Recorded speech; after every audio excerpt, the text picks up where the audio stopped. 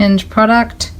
You can see the battery, the switch, connections to the motor, and then I've added some weirdo thing to try and help us see what direction it's all going. Alright, let's test it.